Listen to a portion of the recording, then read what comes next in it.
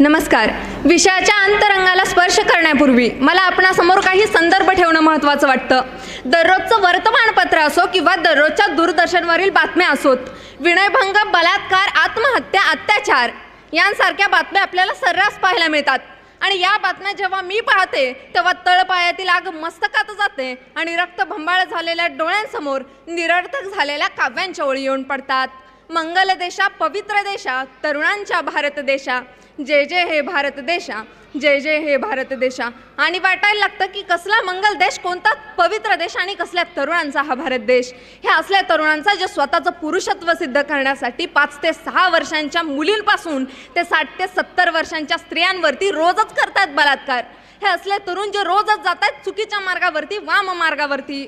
आणि मग मनामध्ये विचारांचं काहूर माजतं आणि प्रश्न पडायला सुरुवात होते की आजचा आमचा तरुण कधी होणारे स्वामी विवेकानंदांच्या स्वप्नातील आदर्श युवक, आमच्या आजच्या तरुणाला कधी भेटणार आहे योग्य दिशा, आणि आमची आजची तरुणाई नक्की चालली आहे तरी कुठं. या आणि अशा अनेक प्रश्नांच्या उत्तरांचा वेध घेत असताना या स्पर्धेविषयी समजलं आणि मनाला चालना मिळाली. कारण या आजच्या स्पर्धेच्या संयोजकांना देखील असेच प्रश्न पडले असावेत आणि कदाचित म्हणून व्यासपीठाला विषय मिळाला असावा की आदर्श आणि आजची तरुणाई.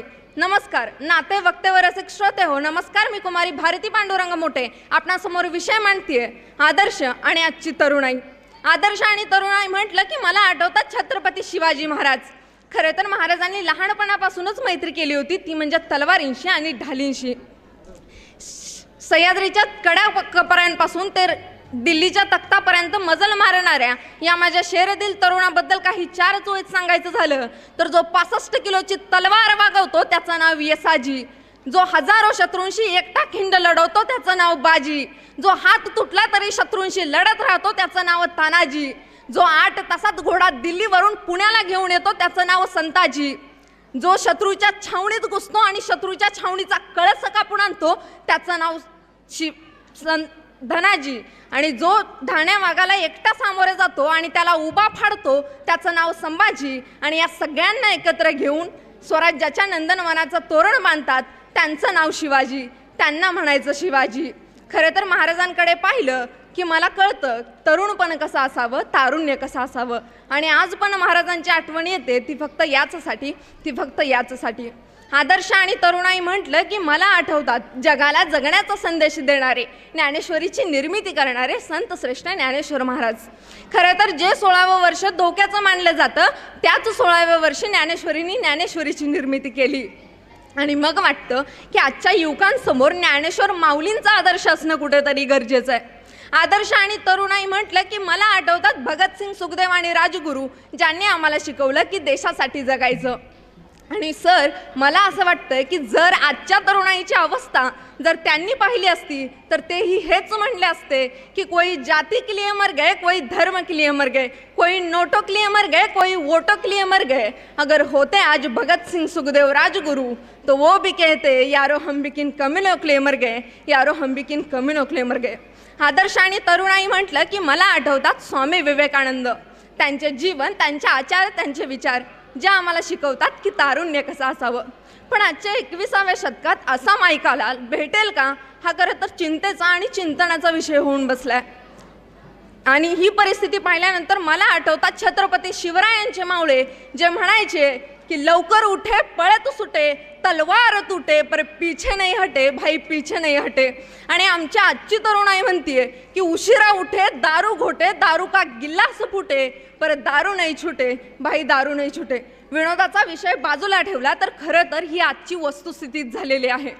विषयाच्या अनुषंगानं तरुण या शब्दाकडे जेव्हा आपण आपलं लक्ष केंद्रित करतो तेव्हा आपल्याला एक गोष्ट लक्षात घेणं गरजेचं वाटतं की आपल्या भारत देशात 65%हून अधिक लोकवर्ग हा तरुणांमध्ये मोडला जातो. आणि कदाचित म्हणूनच आपल्या भारत देशाला तरुणांचा देश असं संबोधलं जातं. या अनुषंगानं मला एक उदाहरण सांगावंसं वाटेल की एकदा एक राजा घोडा खरेदी करण्यासाठी घोडे बाजारात जातो. तेव्हा अनेक घोडे पाहिल्यानंतर राजांना एक घोडा प्रचंड आवडतो, पण त्या घोड्याची किंमत तो व्यापारी 50 लाख रुपये इतकी सांगतो. तेव्हा राजा आश्चर्यचकित होऊन त्यांना म्हणतात की एवढ्या साध्या घोड्याची किंमत 50 लाख रुपये इतकी कशी काय. तेव्हा तो व्यापारी त्यांना म्हणतो की महाराज हा घोडा साधा नाहीये, जर ह्या घोड्यानं मनात आणलं तर हा घोडा प्रत्येक शर्यतीत प्रथम क्रमांक मिळवू शकतो. जर ह्या घोड्यानं मनात आणलं तर हा घोडा तुम्हाला या राज्यातून त्या राज्यात काही क्षणार्धात पाठवू शकतो. जर ह्या घोड्यानं मनात आणलं तर हा घोडा तुमच्या संपूर्ण प्रजेचं ओझं एकटा पेलू शकतो. तेव्हा महाराज त्यांना म्हणतात की जर हा घोडा इतकाच काबिलियतपूर्ण असेल तर हा घोडा आजपर्यंत विकला का गेला नाही. तेव्हा व्यापारी त्यांना म्हणतो की माफ करा महाराज, हा घोडा हे सर्व काही करू शकतो, पण जर मनात आणलं तरच. पण यात एक समस्या आहे की हा घोडा कधी मनातच आणत नाही.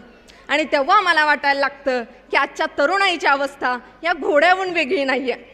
जाता जाता इतकंच म्हणावंसं वाटेल की इंद्रायणी आज ही संत वाहतीये, पण इंद्रायणीच्या काठावर अमृतवाणी फुलवणारे तुकोबाराय कुठे दिसत नाहीत. आता आज अलीकडे पलीकडे राजे खूप झाले, पण रयतेच्या डोईवर सुखाचं छत्र ठेवणारे शिवाजी महाराज कुठे दिसत नाहीत. आता आजकाल आमची तरुणाई युरोप, आशिया, अमेरिका अशा ठिकाणी तर फार जाते, पण शिकागोमध्ये तिरंगा नेऊन फडकवणारे स्वामी विवेकानंद कुठे दिसत नाहीत. आता आज इकडं देवी खूप झाल्या, पण समाजाचं पुण्य बहाल करणारी राजमाता अहिल्या कुठं दिसत नाही. आता आज घराघरामध्ये आया खूप झाल्या, घराघरामध्ये आया खूप झाल्या, पण शिवाजी उभा करणारी जिजाऊ कुठं दिसत नाही. आता पण शिवाजी उभा करणारी जिजाऊ कुठं दिसत नाही. आता आणि तरीही आम्ही म्हणतोय की शिवाजी राजा तुम्ही पुन्हा जन्माला या, आणि तरीही आम्ही म्हणतोय की शिवाजी राजा तुम्ही पुन्हा जन्माला या. पण मी म्हणते की शिवाजी राजा तुम्ही पुन्हा जन्माला यालच कसे राजे, कारण की गेल्या काही वर्षांपासून आम्ही जिजाऊ गर्भातच मारतोय म्हणल्यावर शिवाजी जन्माला येण्याचा प्रश्न उरलाच कुठे राजे, शिवाजी जन्माला येण्याचा प्रश्न उरलाच कुठे राजे. एवढं बोलते आणि इथंच थांबते. धन्यवाद.